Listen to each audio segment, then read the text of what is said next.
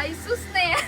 Hello mga kasyopaw, abay, tara na nga. Dahil ngayon pong araw ay may mga bisita tayong pupunta dito sa Chibugan. Ay sus na yan. Pero bago yan ay tara at samahan niyo na muna po akong magluto dito sa kusina. Abay, mag-aalas 9 na rin nga ako nagising mga kasyopaw. Ay paano baga ay, nagsarakit baga yung likod ko pagluto kahapon. Ay sus na yan. Sabi ko nga ni kay Papa Art ay orderan na ako ng bagong likod sa Shopee. Abay, sabi ko nga ni ay i-place order na at baka baga overseas pa ay matagal dumating. Ay sus na yan. Nagluto nga lang pala ako dito mga kasyopaw ng corned beef. At syempre, niluto ko na rin yung kalahati ng chop suey na nabili ko sa supermarket. Sabi ko nga ni kay Papa Art ay purga ka sa akin ng kakagulay. Ay sus na yan. Abay, tara na mga kasyopaw at sabayan nyo na rin po kaming kumain. Hindi na nga ni po ito maintindihan kung almosalan pa baga o tanghalian na. Ay sus na yan. Bigla nga ni akong napatingin doon sa niluto kong gulay. Abay, parang hindi man lang nga ni po nangalahati ang liit na nga nung nilutuan ko na kawali. Ay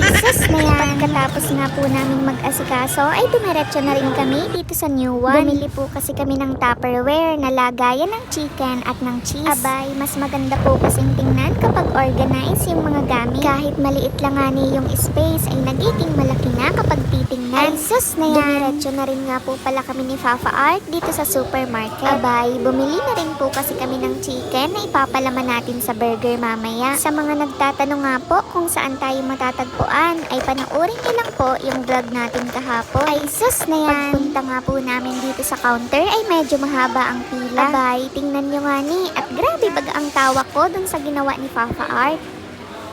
Lipat ka. Malaglag. Pinapertihan yan. Pares man lang.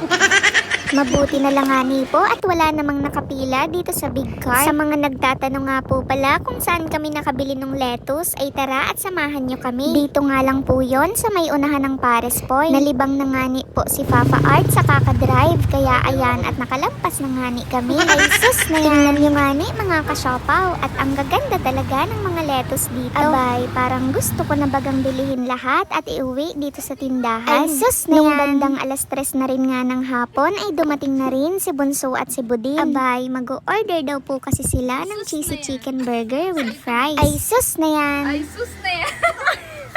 Nagutom na rin nga ako dyan mga kasyopaw kaya kinain ko na rin itong binili ni Papa Art na ensaymada. May mga nag-message na rin nga po para mag-order. Abay, puro take out nga lang po pala kami sa ngayon. Pwede rin naman pong mag-dine in kapag may available na table. Abay, pagka-kurukyut po kasi ng space namin, ang ginagawa nga po nung iba ay pagkatapos mag-order dito sa amin ay dumediretso sa bagasbas. Doon po kasi nila gustong tumambay tapos magdadala na lang ng pagkain. Ayan nga ni si Bunso at nag-dine in na, nag-take out pa. Ay sus na yan. Bandang alas 6 na rin nga ng gabi ay may bigla pang dumating. Abay, gusto rin nga daw po nilang itry itong burger ni Kasyopaw. Ay sus na yan. Maraming salamat nga po pala sa inyo sa pagbisita dito sa Chibugan. Abay, hanggang dito na lang mga Kasyopaw. Maraming salamat sa panonood. Bye-bye!